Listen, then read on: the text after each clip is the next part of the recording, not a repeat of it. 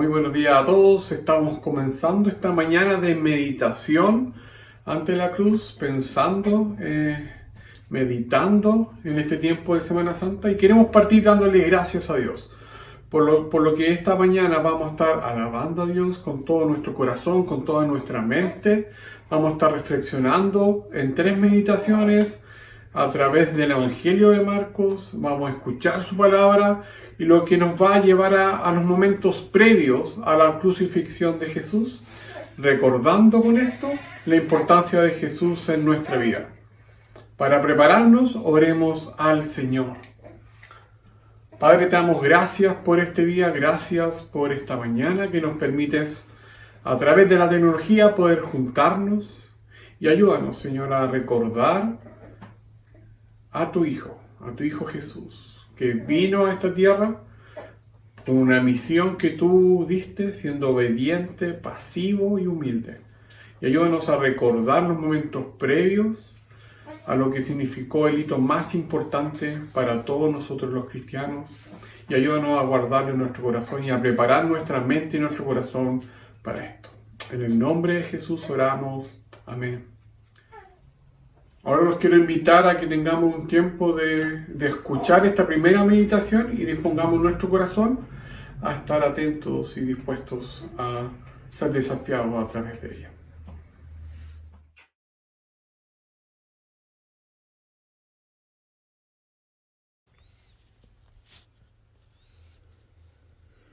Llevaron a Jesús ante el sumo sacerdote y se reunieron allí todos los jefes de los sacerdotes, los ancianos y los maestros de la ley. Pedro lo siguió de lejos hasta dentro del patio del sumo sacerdote. Allí se sentó con los guardias y se calentaba junto al fuego. Los jefes de los sacerdotes y el consejo en pleno buscaban alguna prueba contra Jesús para poder condenarlo a muerte, pero no la encontraban. Muchos testificaban falsamente contra él, pero sus declaraciones no coincidían. Entonces, unos decidieron dar este falso testimonio contra él. Nosotros le oímos decir: destruiré este templo hecho por hombres y en 3 días construiré otro no hecho por hombres. Pero ni aun así concordaban sus declaraciones. Poniéndose de pie en el medio, el sumo sacerdote interrogó a Jesús: ¿No tienes nada que contestar? ¿Qué significan estas denuncias en tu contra? Pero Jesús se quedó callado y no contestó nada. ¿Eres el Cristo, el Hijo del Bendito?, le preguntó de nuevo el sumo sacerdote. Sí, yo soy, dijo Jesús. Y ustedes verán al Hijo del Hombre sentado a la derecha del Todopoderoso y viniendo en las nubes del cielo. ¿Para qué necesitamos más testigos?, dijo el sumo sacerdote, rasgándose las vestiduras. Ustedes han oído la blasfemia. ¿Qué les parece? Todos ellos lo condenaron como digno de muerte. Algunos comenzaron a escupirle, le vendaron los ojos y le daban puñetazos. «Profetiza», le gritaban. Los guardias también le daban bofetadas. Esto es palabra de Dios.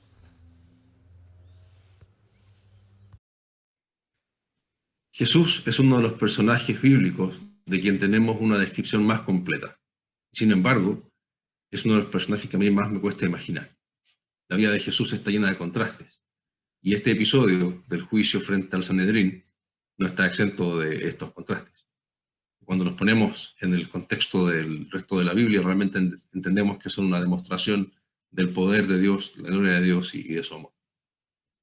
Quisiera reflexionar acerca de 2 puntos en particular. Primero, la ilegalidad del juicio de Jesús, y luego sobre cómo cambió desde el silencio de Jesús al comienzo y luego lo que dijo, cómo eso generó una serie de acontecimientos que es sumamente importante y muy potente. Primero, la ilegalidad del juicio de Jesús tiene varios elementos que uno podría revisar en consideración del Talmud, que es la ley judía.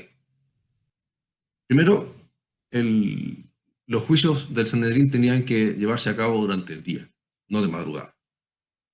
Por otro lado, los juicios que tenían alguna chance de llevar a una condena a muerte tenían que desarrollarse con más de un día para que hubiera tiempo de revisar los antecedentes y que llegara algún testigo en defensa del acusado. Y este juicio se hizo en pocas horas. También era necesario que aquellos que estén en la posición de jueces sean totalmente independientes en su opinión del acusado.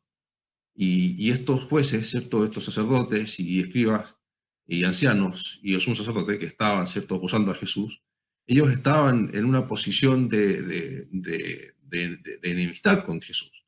Y uno puede ver esa enemistad en el hecho de que ellos fueron, algunos de ellos, ¿cierto?, estaban presentes, ancianos y sacerdotes estaban presentes cuando fueron a arrestar a Jesús.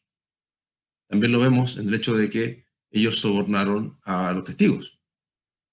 Entonces no podían realmente estar en la posición de jueces. También vemos que el veredicto se tomó de forma unánime. Y cuando se tiene un veredicto unánime, es necesario, para que el juicio sea válido, que haya alguien tomando el rol de la defensa del acusado. Y aquí nadie tomó el rol de la defensa. Entonces este juicio habría sido inválido, incluso si se desarrollaba en un horario normal. Además, en el mismo veredicto unánime, nosotros podemos ver que la invitación que se hizo para reunirse a los ancianos y escribas y sacerdotes se hizo a un grupo selecto, porque no estaba Nicodemo. Nicodemo en Juan 3 dice, nosotros, en plural, nosotros, él y otros más. Creemos que tú eres el Mesías. Tampoco estaba José de Arimatea, que se presenta al final de este relato cuando en la etapa de la sepultura de Jesús, bueno, no es el final claramente de la historia, pero más adelante, ¿cierto? Como un hombre justo, ¿ya? Y habría sido parte del Sanedrín. Entonces, tampoco estaba José de Arimatea, que se habrían opuesto a esta condena a Jesús, como lo plantea la Biblia. Entonces, era un juicio que estaba constituido de manera irregular. Además, la condena comenzó con una acusación acerca de destruir el templo, que no pudieron comprobar porque no tuvieron testigos para sostener eso. Luego cambió la condena a una acusación por blasfemia, y Jesús tampoco cometió blasfemia. Jesús no insultó a Dios, no habló mal de Dios. Y sin embargo no hubo un periodo para investigar, para desarrollar la idea, a ver si realmente Jesús había cometido blasfemia o no. Entonces, este juicio realmente se desarrolló de manera sumamente irregular. Por otro lado, tenemos el hecho de que Jesús, cuando comenzó este juicio, él no dijo nada, guardaba silencio. Hasta que finalmente el sumo sacerdote perdió la paciencia y decidió preguntarle y provocar a Jesús si era o no el Mesías.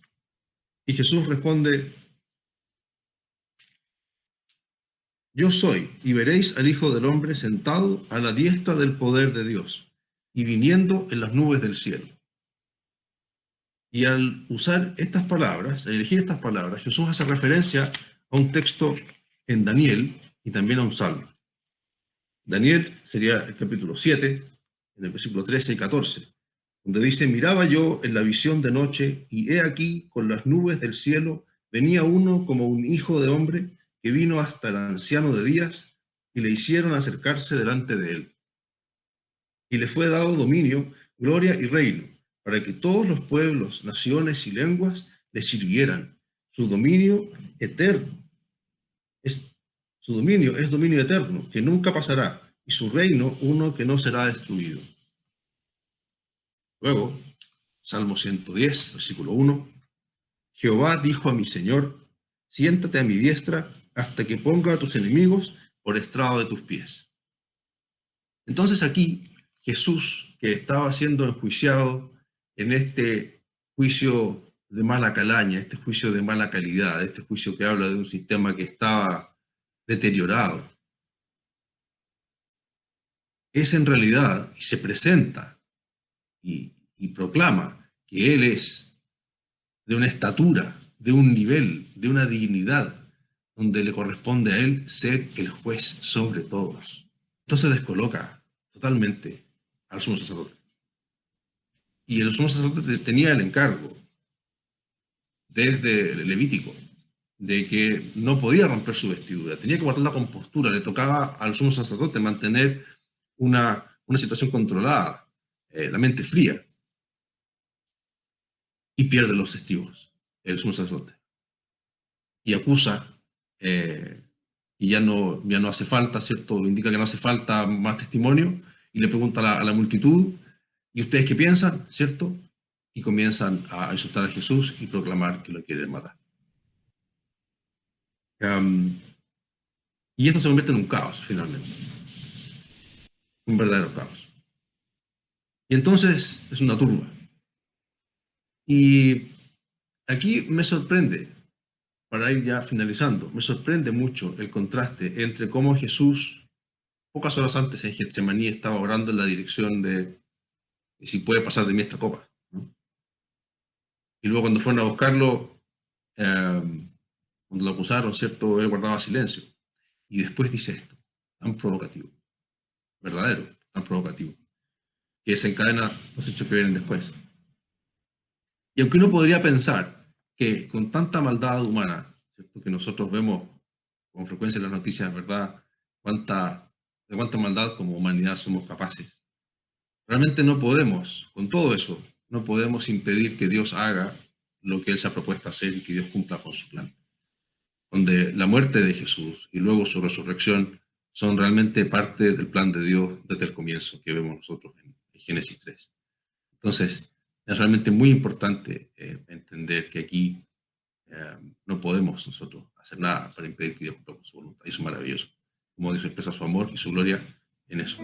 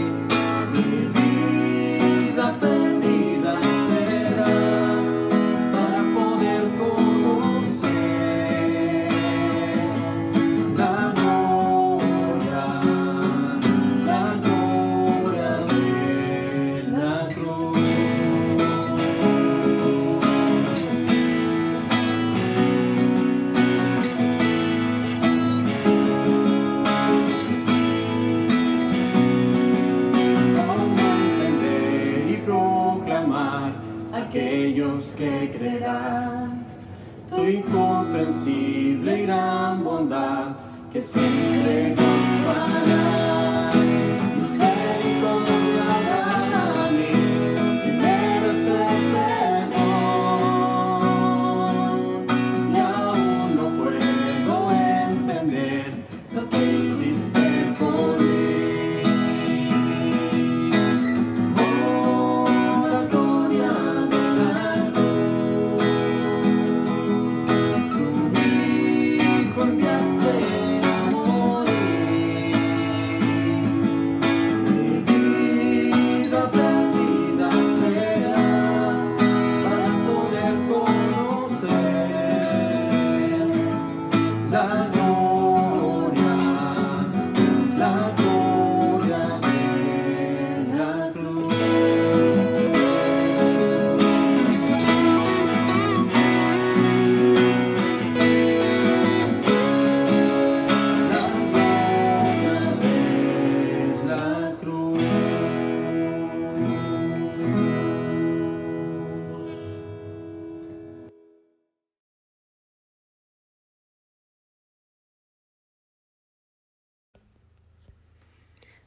Tan pronto como amaneció, los jefes de los sacerdotes, con los ancianos, los maestros de la ley y el consejo en pleno, llegaron a una decisión.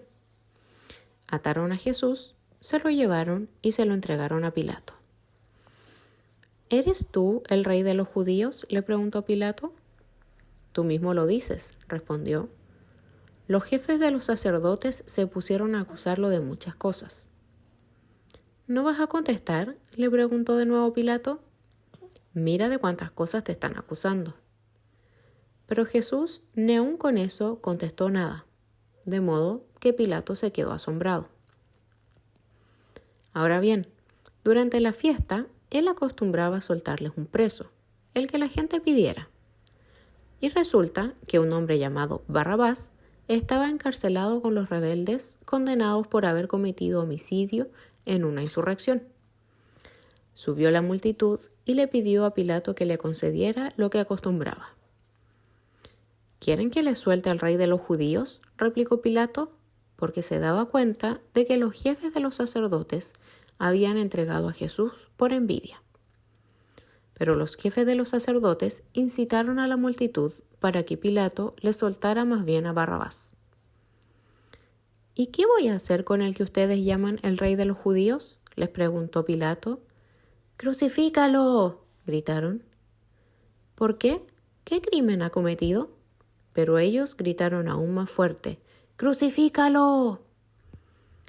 Como quería satisfacer a la multitud, Pilato le soltó a Barrabás, y a Jesús lo mandó a azotar y lo entregó para que lo crucificaran. Los soldados llevaron a Jesús al interior del palacio, es decir, al pretorio, y reunieron a toda la tropa. Le pusieron un manto de color púrpura, luego trenzaron una corona de espinas y se la colocaron. ¡Salve al rey de los judíos!, lo aclamaban. Lo golpeaban en la cabeza con una caña y le escupían. Doblando la rodilla le rendían homenaje. Después de burlarse de él, le quitaron el manto y le pusieron su propia ropa. Por fin lo sacaron para crucificarlo. Esto es palabra de Dios. Marcos 15, del 1 al 20. Esta parte del Evangelio de Marcos nos muestra algo sumamente terrible. Para mí me muestra la verdadera esencia del ser humano, cómo nuestros conflictos de intereses personales muchas veces van más allá de o se sobrepasan a los espirituales. Pensar que unos días antes llegaba Jesús, ¿no es cierto?, a Jerusalén, victoriado por el pueblo judío, reconocido como su Mesías, Hosana, el que viene en nombre del Señor. Y luego de eso comenzó lo inevitable, comenzó a salir a flote la maldad, las envidias sobre todo del ser humano. Porque muchas veces es tan difícil creer que hay un reino celestial, de que hay esperanza más allá de lo que nosotros podemos ver o tocar. Podemos ver en este pasaje a judíos enjuiciando a Jesús, entregándoselo a Pilato, y solo porque como pueblo sometido a Roma se les prohibía el derecho de la pena capital. Si no, lo hubiesen mandado a matar ellos mismos, a lapidarlo, si se acuerdan en algún momento cómo era la costumbre de los judíos. Pero ahí también vemos a Jesús enfrentado, ¿no es cierto?, al gobernador de Judea, a Pilato, un tipo cruel y para nada amigo de los judíos. Pero él, yo creo que no entendía por qué enjuiciar a Jesús. Él entendía y estaba claro de que su juicio era un juicio religioso. Y los maestros de la ley, ocupando todas sus artimañas, estaban haciendo caso omiso de lo que la misma ley que ellos protegían estaban haciendo. Estaban dando falso testimonio. Así que no se quedaron tranquilos hasta que Pilato por fin decidiera enjuiciar. Pero Pilato aún ahí, ¿no es cierto?, quería tratar de ver cómo zafarse de la situación, de no sentirse utilizado por el pueblo judío. Y le pregunta a Jesús: ¿eres tú el rey de los judíos? Jesús: tú mismo lo dices, dice. Y responde y deja claro, por lo menos para mí me deja claro, de que Jesús no obliga a nadie a reconocerlo como su rey y salvador. Si tú lo dices, es porque lo crees. Y su reino, hay que entender que su reino no es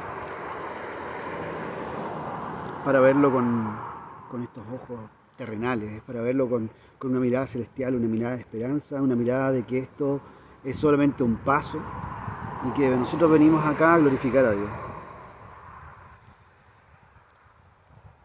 Jesús hizo caso omiso a todas las acusaciones porque para él no tenía sentido, creo yo, estar peleando contra la mentira de esa forma. Si la decisión ya la tenían tomada desde el día que lo tomaron preso, de que hicieron un juicio ilegal en la noche anterior. Y también lo entendió que era parte de la voluntad, del camino que tenía que seguir, de su misión. La misión de Cristo de redimir al mundo y de pasar por humillaciones, como un varón sufriente. Yo creo que eso fue lo que llamó también la atención de Pilato. Una persona común y corriente hubiese hecho lo que fuera para descartarse de todas esas falsas acusaciones, con el solo temor, por el solo temor de verse enfrentado a la muerte. Pero Cristo sabía que el control lo tenía Dios. Él, como Dios humanado, estaba viviendo y estaba sufriendo lo que cualquier ser humano podía llegar a sufrir en esa condición. Así que Pilato tampoco se quedó con esas y volvió a preguntarle, pero ahora al pueblo completo, al pueblo judío, a su gente: ¿qué hago con el que ustedes llaman rey? Y ahí es donde salieron todos, o sea, crucifican. Primero tenemos que les dio una alternativa: Barrabás o Jesús. Jesús, un rey de paz, ni un mal causó. Al contrario, milagros, sanaciones sobre todo espirituales, haciendo entender a la gente que el Señor los había creado con un propósito y que los amaba así.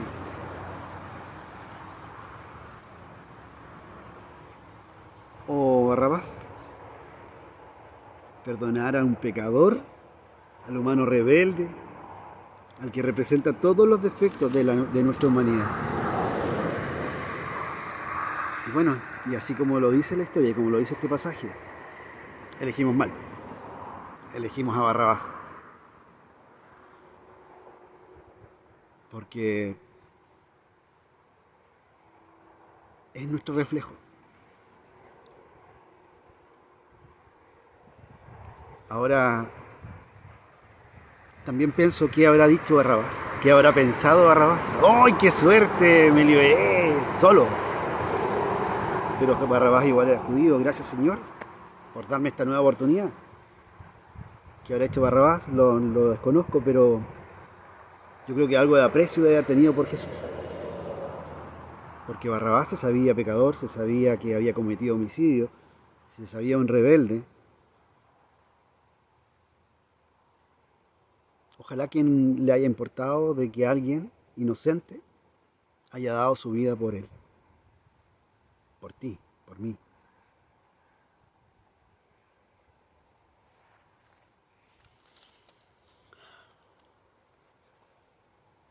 Y finalmente, bueno, ¿qué pasó? El pueblo reaccionó, pensó mal, tomó malas decisiones, como muchas veces lo hacemos, y eligió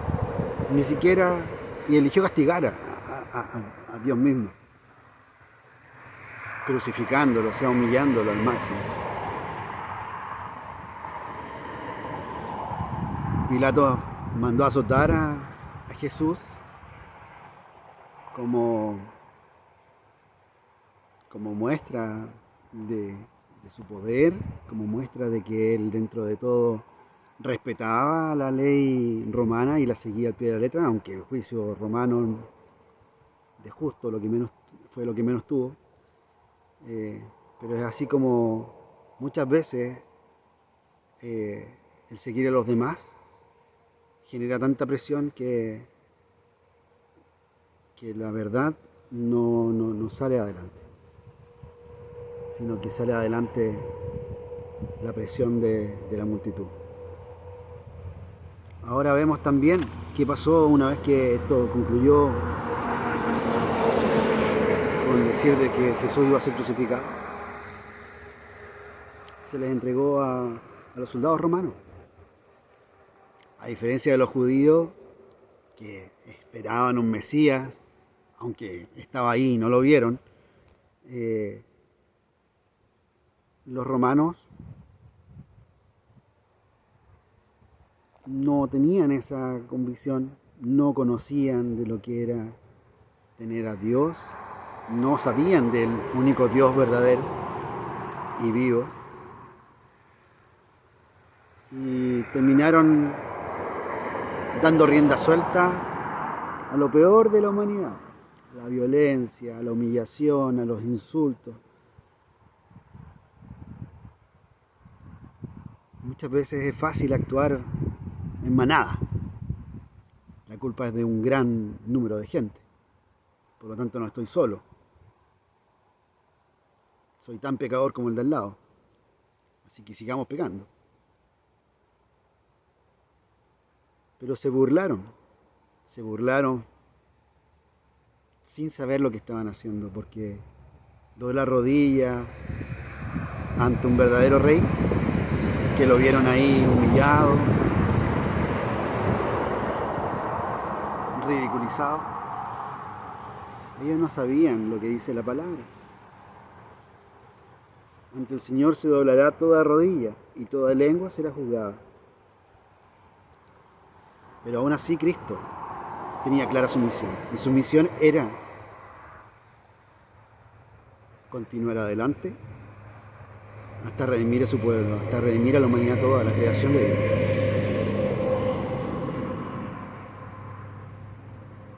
Él fue abandonado por sus amigos, por sus discípulos.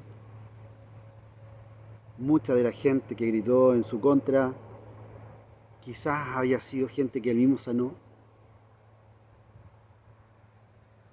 que él mismo hizo volver a escuchar, hizo volver a ver. Así que continúa adelante, por ti y por mí, para nuestra salvación.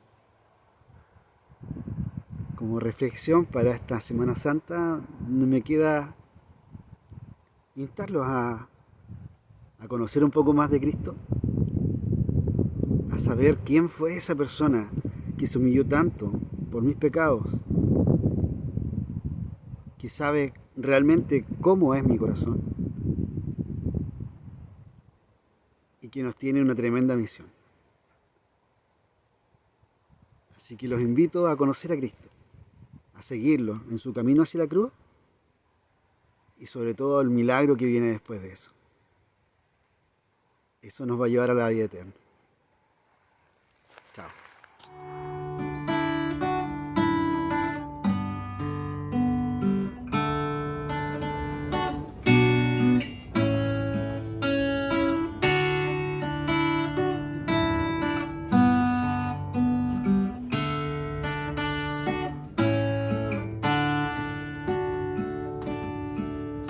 Cuán grande es el amor de Dios, profundo sin medida, que dio a su Hijo único a ser del vil tesoro.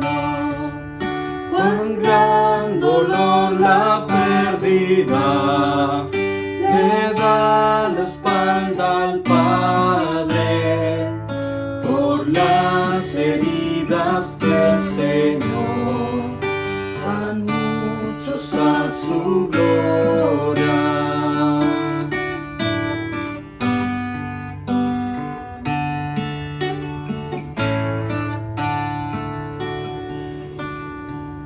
Mirad al hombre de la cruz, llevando mis pecados, avergonzado de mi voz, con otros burladores.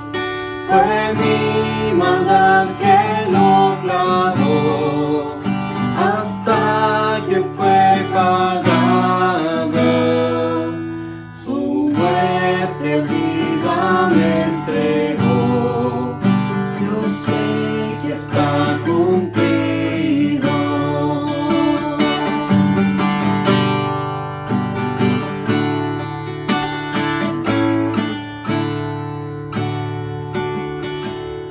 De nada yo me gloriaré, mi fama, mi devones, me jactaré de mi Señor, su muerte y su resurrección, porque gané de su dolor, no tengo yo respuesta, mas esto sé de corazón, sus llagas me salvaron, porque gané de su dolor, no tengo yo respuesta, mas esto sé de corazón, sus llagas me salvaron.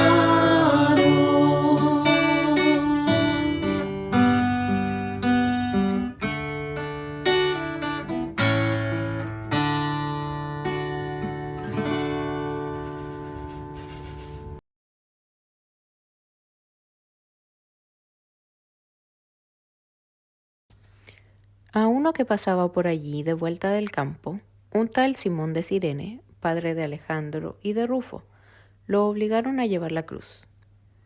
Condujeron a Jesús al lugar llamado Gólgota, que significa lugar de la calavera. Le ofrecieron vino mezclado con mirra, pero no lo tomó, y lo crucificaron. Repartieron su ropa, echando suertes para ver qué le tocaría a cada uno. Eran las 9 de la mañana cuando lo crucificaron. Un letrero tenía escrita la causa de su condena: el rey de los judíos. Con él crucificaron a 2 bandidos, uno a su derecha y otro a su izquierda. Los que pasaban meneaban la cabeza y blasfemaban contra él. Tú que destruyes el templo y en 3 días lo reconstruyes, decían. Baja de la cruz y sálvate a ti mismo. De la misma manera, se burlaban de él los jefes de los sacerdotes junto con los maestros de la ley.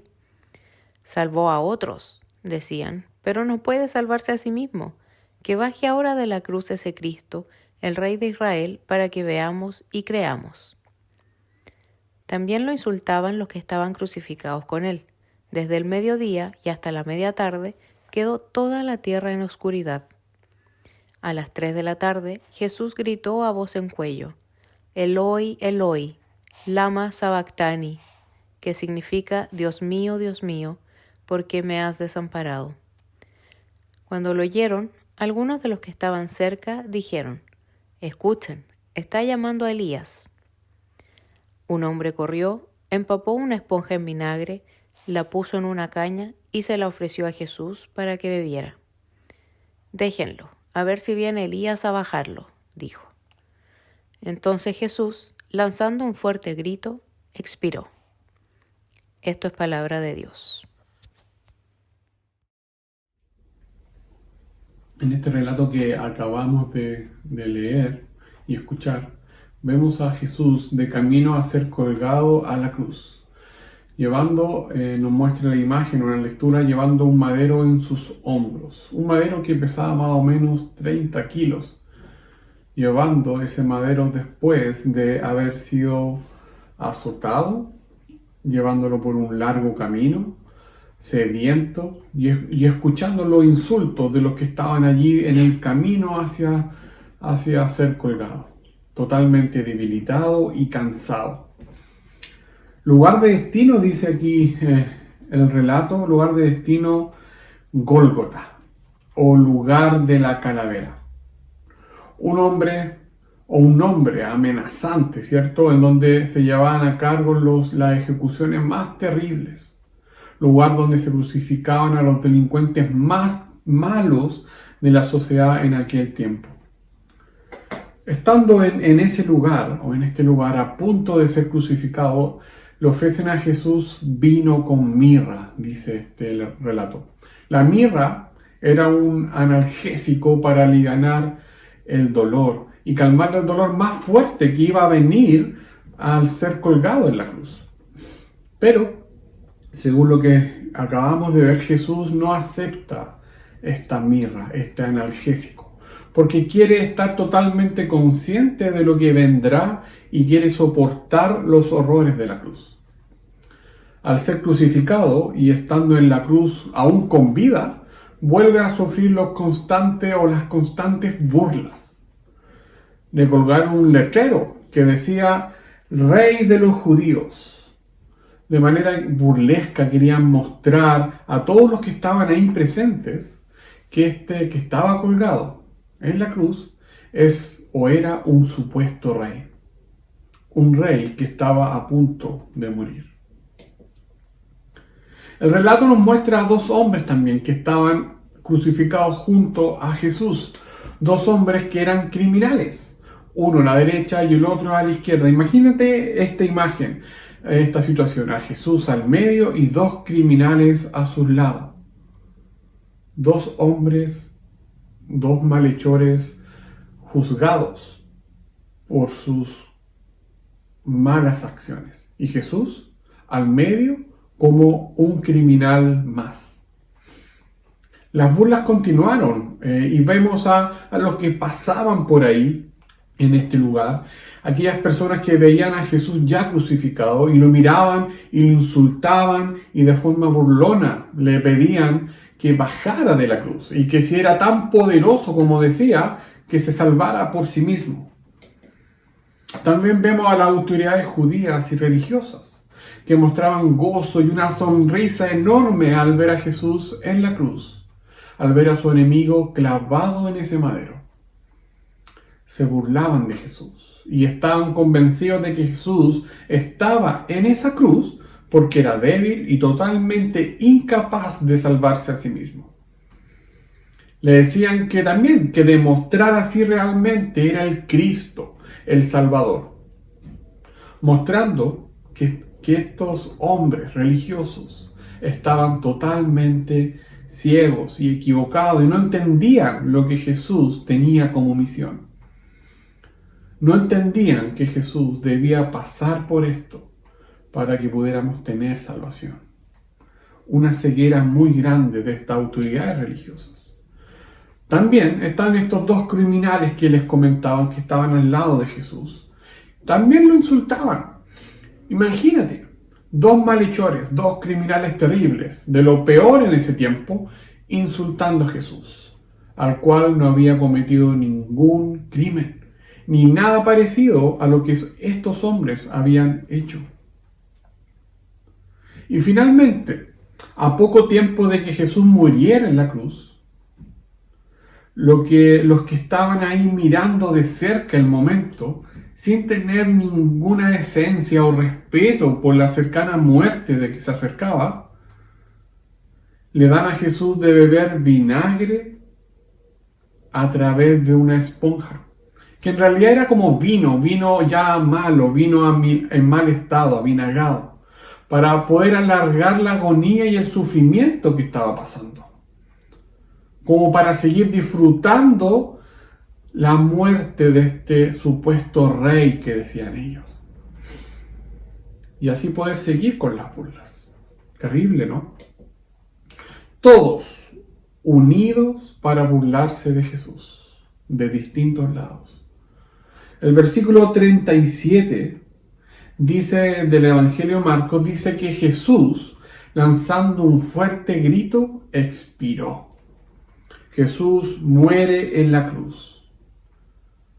Y nadie, entendiendo el real significado que esta muerte traía. Todos pensando que el que había muerto era cualquier hombre, un criminal más de tantos que habían muerto en ese lugar. Un criminal más que merecía pasar por esto y morir. Vemos toda esta escena que nos relata el Evangelio de Marcos. Distintos grupos, algunos con mayor o menor información, algunos conociendo o no conociendo a Jesús, algunos sin saber lo que estaba pasando, pero sin importar eso, todos se burlaban y lo insultaban. Y Jesús estaba callado, sin pronunciar ninguna palabra de reproche, hasta que expiró, hasta que murió. Jesús podría haber bajado fácilmente de la cruz, podría no haber llegado a este momento de la historia, pero Jesús murió en la cruz y no se bajó de esa cruz porque recibió el castigo que nosotros deberíamos haber recibido por nuestra rebeldía en contra de Dios, por nuestra desobediencia a Dios. Jesús muere en la cruz para que nosotros podamos ser salvos al poner nuestra confianza en Él. Jesús abre un acceso directo al Padre, a Dios, el cual antes estaba cerrado por la rebeldía de la humanidad. Jesús es suficiente para poder acceder a Dios y no hay nada más. Y poder ser mirados, nuevamente poder ser mirados con amor, perdón y misericordia. Con Jesús somos perdonados y en Él podemos descansar y dejar toda esa carga pesada que a veces tenemos, que no nos deja avanzar tranquilos en esta vida. En Jesús ahora tenemos esperanza en lo que viene, a pesar de lo que estemos pasando personalmente, familiar o como país. Este tiempo es un buen tiempo, valga la redundancia, para poder confiar en este Rey, en este verdadero Rey que murió en la cruz por ti y por mí, para darnos vida eterna, para salvarnos. Este momento de la historia que hoy recordamos es un momento de paz y de esperanza para todos nosotros. Jesús muriendo para traer salvación. Y esto es una invitación para ti también.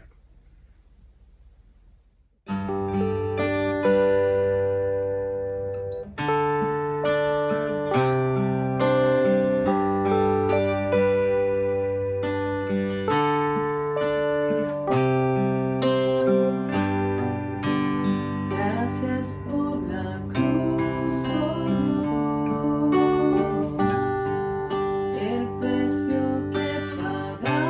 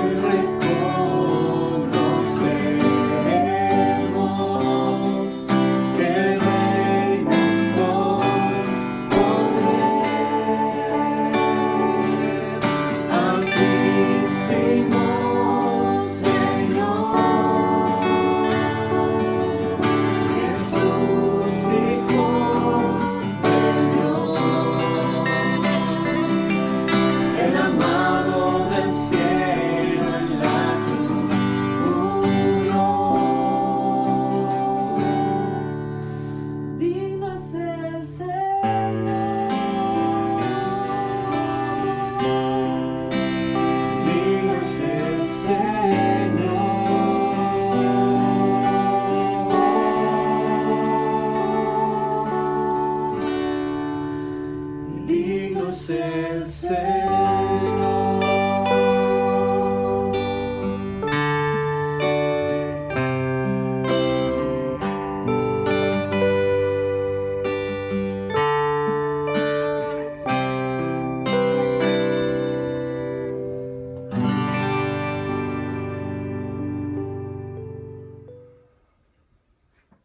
Estamos terminando este tiempo de reflexión y quiero terminar dando una bendición final que la encontramos en 2 Corintios 13, 14 y que dice: la gracia del Señor Jesucristo, el amor de Dios y la comunión del Espíritu Santo sea con todos nosotros. Amén. Que Dios los bendiga mucho y nos veremos este domingo en nuestro servicio dominical de resurrección. Un gran abrazo a todos.